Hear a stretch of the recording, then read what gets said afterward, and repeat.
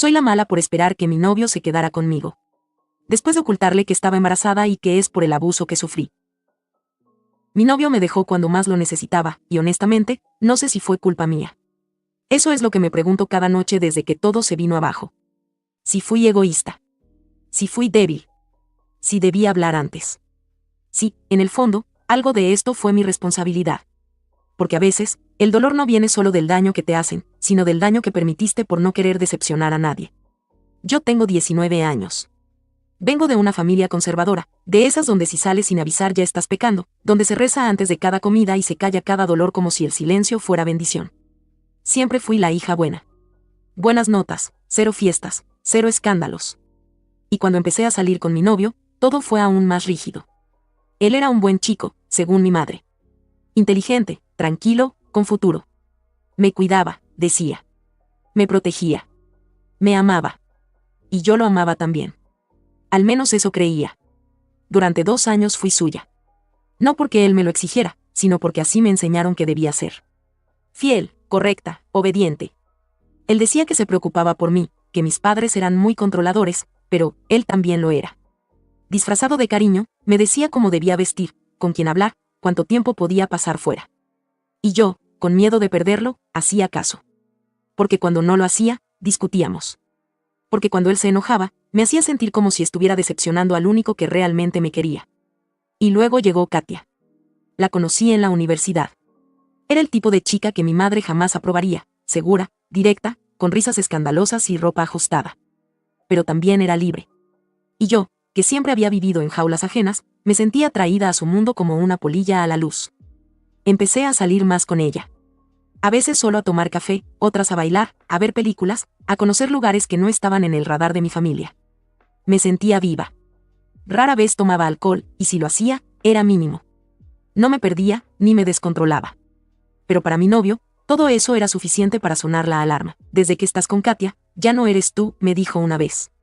Estás cambiando. ¿Y qué si estoy cambiando? Le respondí. Tal vez solo estoy creciendo. Discutimos. Muchas veces. Me pedía que tuviera cuidado. Que no confiara tanto. Que Katia no pensaba igual que yo. Que un día iba a arrepentirme.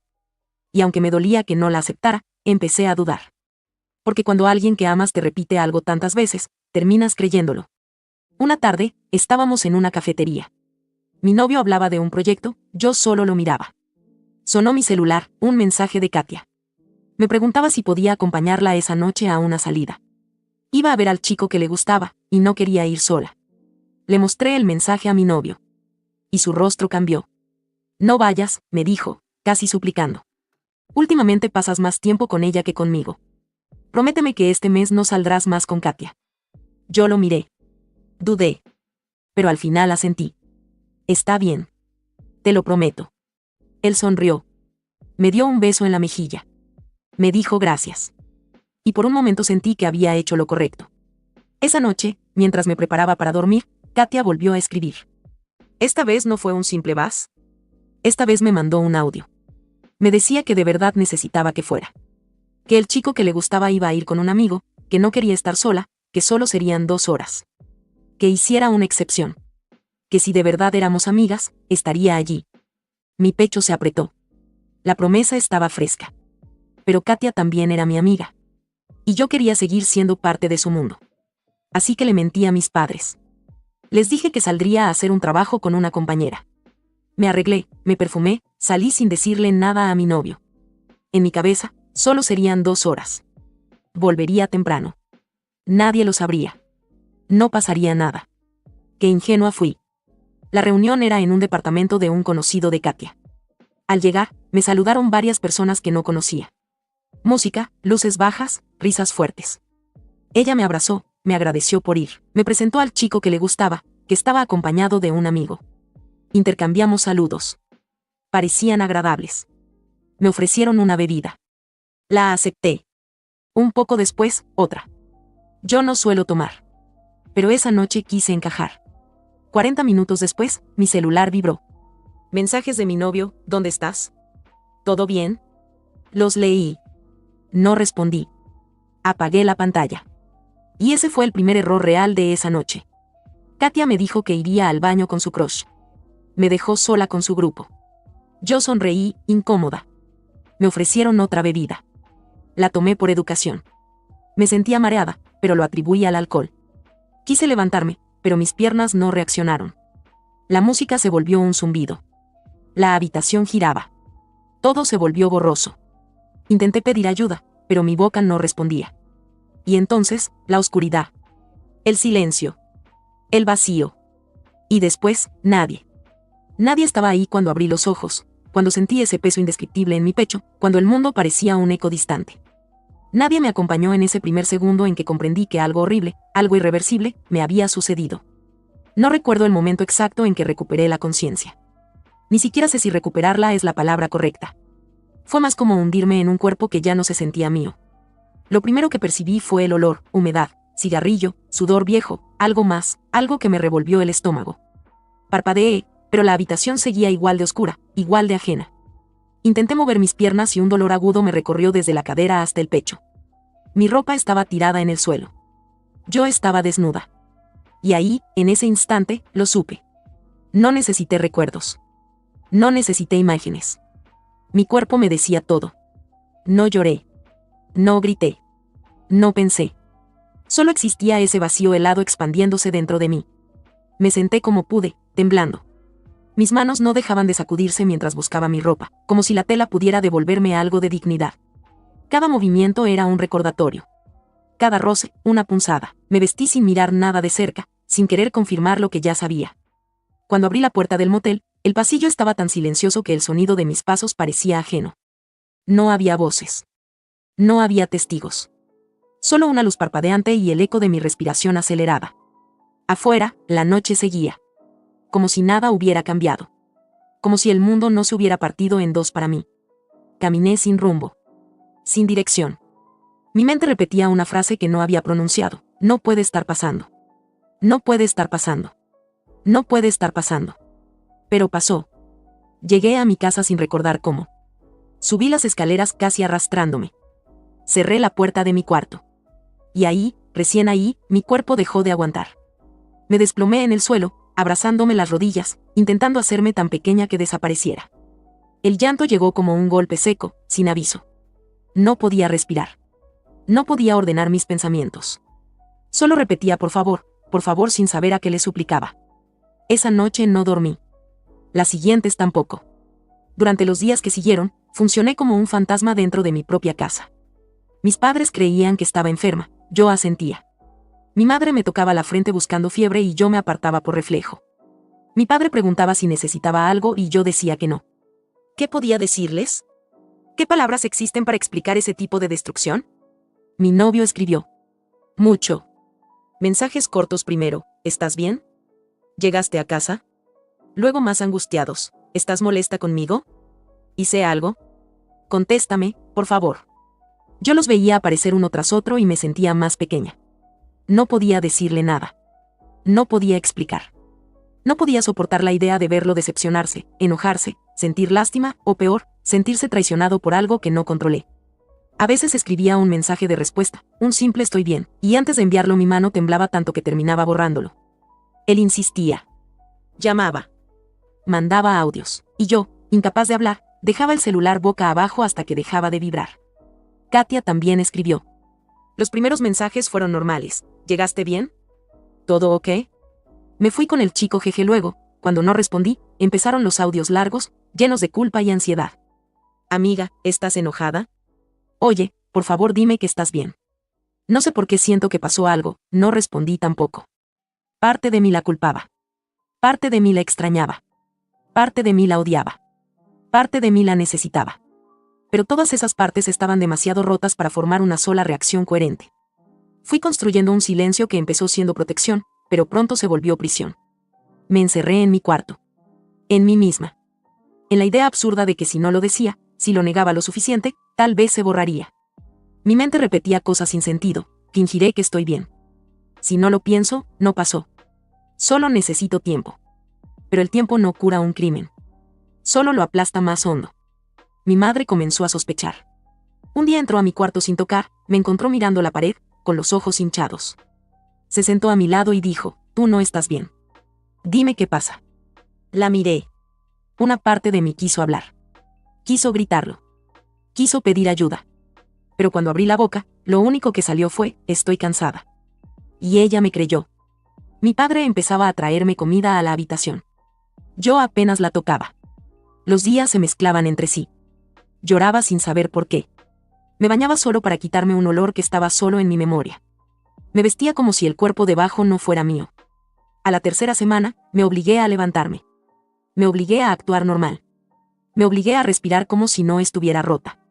Le respondí a mi novio con mensajes cortos. He estado ocupada, no me siento bien. Él no se enojó, se alegró de que al menos respondiera. Eso me partió más. Porque él celebraba migajas que yo le daba mientras escondía debajo de la alfombra un terremoto que lo cambiaría todo. Esa elección, la de callar, fue el inicio del pacto silencioso que me tragaría viva después. Fue mi forma torpe de sobrevivir, mirando hacia adelante, sin mirar dentro de mí. Mirar hacia adelante. Ese era mi plan. O mi escapatoria. Aunque todo dentro de mí gritaba que no había adelante. Pero igual lo intenté. Porque en ese momento, avanzar fingiendo parecía más fácil que aceptar la verdad. Porque aceptar la verdad habría sido aceptar que ya no tenía a dónde huir.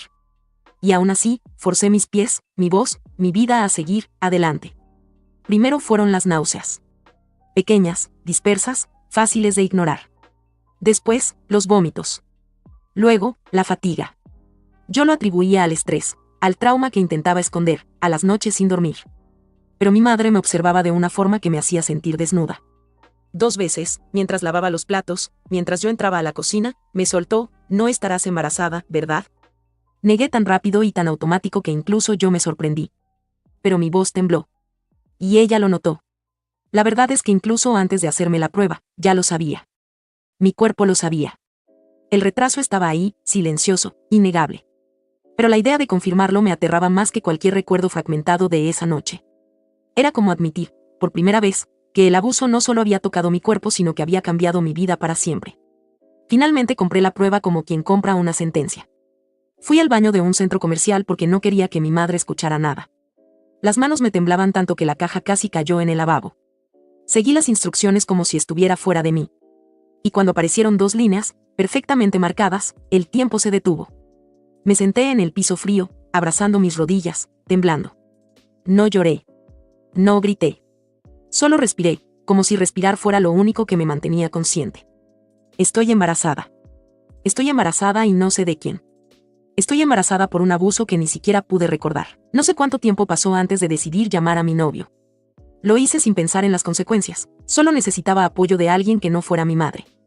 Él llegó en cuestión de minutos, preocupado, con esa expresión suya que combinaba amor y control. Cuando entró a mi cuarto, me vio tan pálida que se acercó de inmediato. ¿Qué pasa?, preguntó. Me asustaste. Le entregué la prueba en silencio.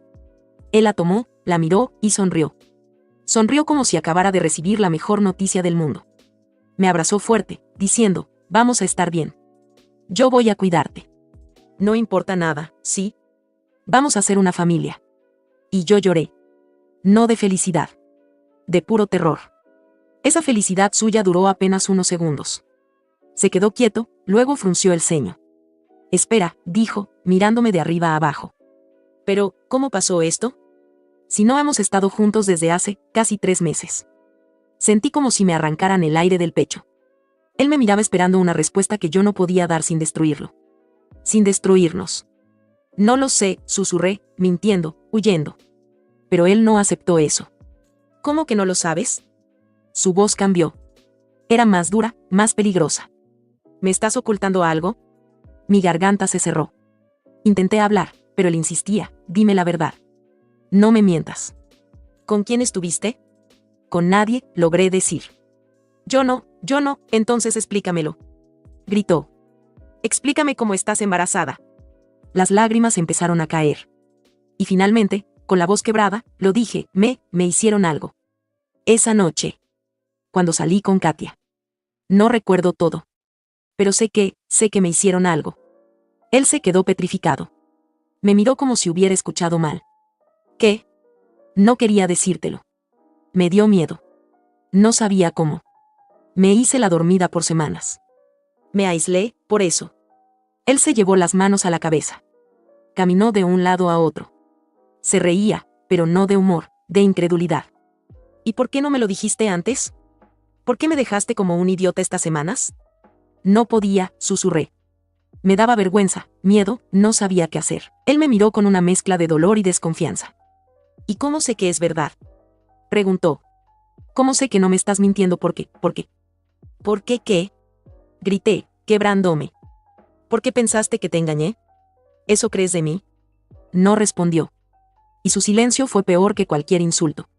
Pero después, como si el enojo lo hubiera drenado, me abrazó. Me dijo, no sé cómo manejar esto. No sé qué sentir. Pero te quiero. Yo quiero apoyarte. Solo, no podemos tener este bebé. No sería bueno para ti. No sería bueno para nadie. Me repitió, lo mejor es abortar. Antes de que todo se complique más. Yo asentí. No porque creyera que era lo correcto, sino porque estaba demasiado rota para oponerme. Y porque tenía pánico de perderlo. Pero una parte de mí gritaba que esa decisión no era mía. Era suya. Era de mi madre. Era del miedo. Era del trauma. Durante días cargué con esa presión, sintiendo que mi pecho se cerraba más y más. Cada vez que pensaba en el bebé, mi mente chocaba con el recuerdo borroso de esa noche. Cada vez que pensaba en mi novio, me preguntaba si realmente me creía o solo estaba tratando de encajar el desastre en una versión soportable para él. Al final, decidí que tenía que contárselo a mi madre. No podía esconderlo más. No podía tomar una decisión tan grande en secreto. No podía seguir mintiendo. Y aunque sabía que abriría una puerta que no podría volver a cerrar, bajé las escaleras con el corazón en un puño, dispuesta a enfrentar lo que viniera. Porque, de una forma u otra, tenía que tomar una decisión. Mamá, dije, con la voz temblando. Necesito hablar contigo. Es importante. Ella alzó la vista, con ese gesto entre preocupación y sospecha que también conocía. Me observó en silencio unos segundos y luego asintió, dejando la plancha a un lado. ¿Qué pasa? No podía mirarla directamente. Tomé aire. Y lo solté todo de golpe, estoy embarazada. Hubo un silencio. Unos segundos eternos. Ella no gritó. No lloró. Solo me miró. Como si ya lo supiera. Lo imaginé, dijo finalmente. Por los vómitos, por cómo andas últimamente. Pero esperaba estar equivocada. Me quedé quieta, esperando algo más. Un abrazo. Un reproche. Cualquier cosa. Pero lo que dijo a continuación me sacudió. ¿Y qué piensas hacer? No quiero tenerlo, dije casi en un susurro. Mamá, yo no estoy lista. No puedo. Sus ojos se oscurecieron de inmediato. Se cruzó de brazos. Su boca se apretó en una línea tensa. Eso no es una opción, sentenció. No bajo este techo. No en esta familia. Eso es matar. Y tú lo sabes. Mamá, por favor. Le rogué. No entiendes. No fue algo que yo busqué. Yo fui víctima de un abuso. Su expresión cambió por un instante. Sus ojos se agrandaron, su cuerpo se tensó. Pero no dijo nada.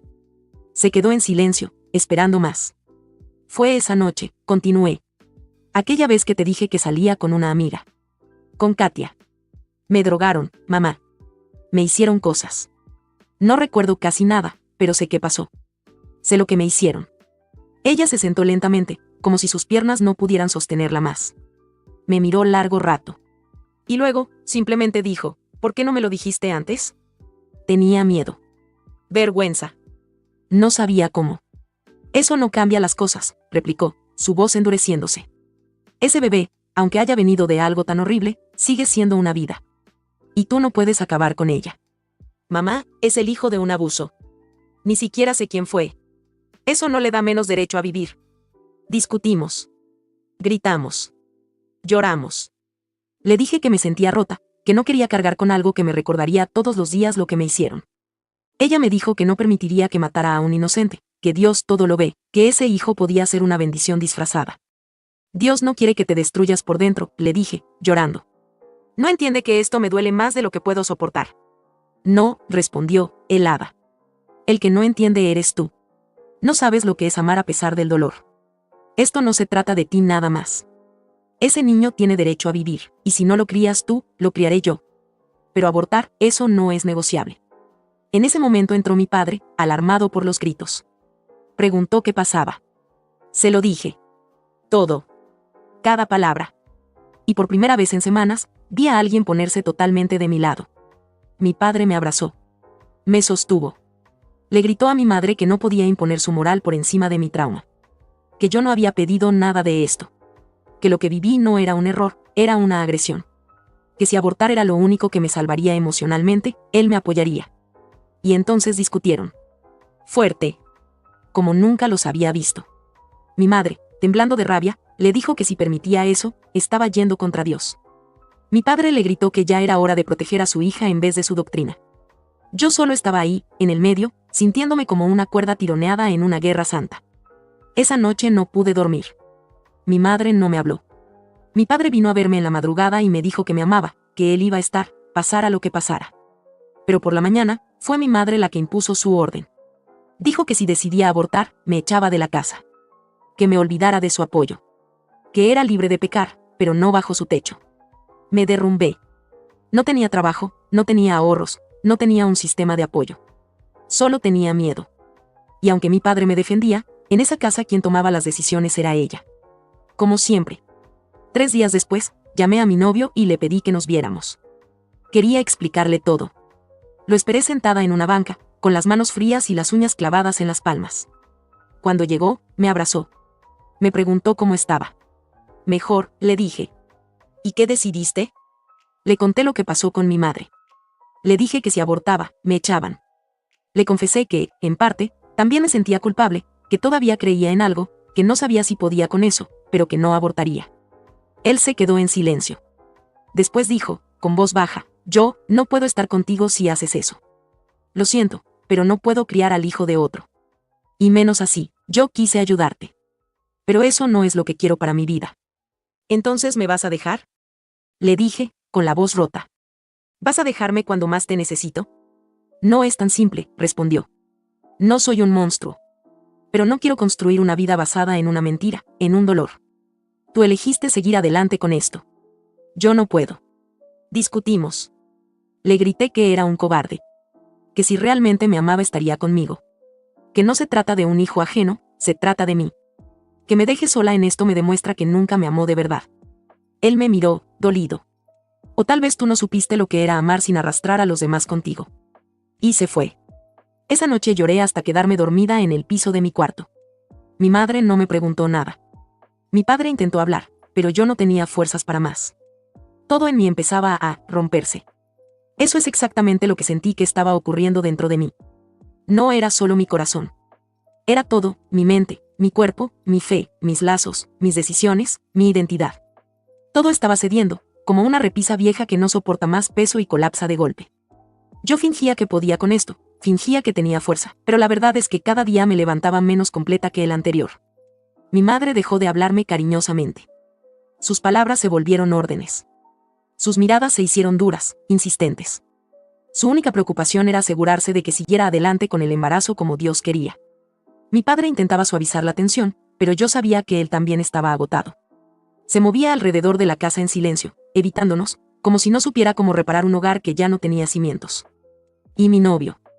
Él ya no era mi novio. No oficialmente, pero era evidente. Habíamos terminado sin decir la palabra terminar. Cada conversación que intentaba tener con él terminaba en reproches, en frialdad, en frases cortas, como si yo fuera un error que él no sabía cómo borrar sin remover su propia culpa. Yo estaba completamente sola. Los días que siguieron fueron una espiral descendente. El peso del embarazo, físico, emocional y moral, era una sombra oscura que me seguía incluso cuando cerraba los ojos. Tenía miedo constante. A veces, me despertaba en medio de la noche, jadeando, sintiendo que no podía respirar. Otras veces, me quedaba mirando el techo sin parpadear durante minutos sostenidos, como si mi mente hubiera dejado de funcionar. Mis padres lo notaban, pero cada uno reaccionaba diferente. Mi madre decía, eso es normal. Es parte del proceso. Dios te está fortaleciendo. Mi padre decía, hija, por favor, come. No te ves bien. Esto no puede seguir así. Pero yo no podía comer. El simple olor de la comida me revolvía el estómago. Me sentía liviana, mareada. A veces, sentía que mi cuerpo me abandonaba, que mis piernas no eran parte de mí. Y por supuesto, estaba Katia. O más bien, estaba su silencio. No sabía nada de ella. No tenía fuerzas para escribirle. No sabía si quería escuchar su voz. Parte de mí la culpaba. Parte de mí sabía que culparla era solo mi forma de evitar culparme a mí misma. Una semana después de que mi novio se alejara por completo, comencé a sentir un dolor extraño. No era normal. No era el tipo de dolor que te dicen que sientas. Era punzante, frío, profundo. Una punzada que iba y venía, cada vez más fuerte. Intenté descansar. Intenté ignorarlo. Pero no podía. Mi madre insistía en que era estrés. Mi padre quería llevarme al médico. Mi madre se negó. Es normal, decía. Está creciendo. El cuerpo se ajusta. Pero ese dolor no era ajuste. Era alarma. El día que las punzadas se volvieron insoportables, me levanté para ir al baño, pero mis piernas no respondieron. Todo giró. Me sostuve de la pared, pero mis brazos temblaban. Las voces de mis padres se volvieron un eco distante. Y luego, todo se apagó. Desperté en un hospital. Lo primero que sentí fue frío. Luego, la textura áspera de las sábanas. Después, escuché llantos. No míos. De mi madre. Era un llanto seco, contenido. Al otro lado, mi padre sostenía mi mano como si temiera que me cayera del mundo. Me incorporé un poco. ¿Qué pasó? Susurré, aunque ya sabía la respuesta. Mi voz sonaba ajena, como si la hubiera escuchado desde fuera de mi cuerpo. El médico entró con una carpeta en la mano.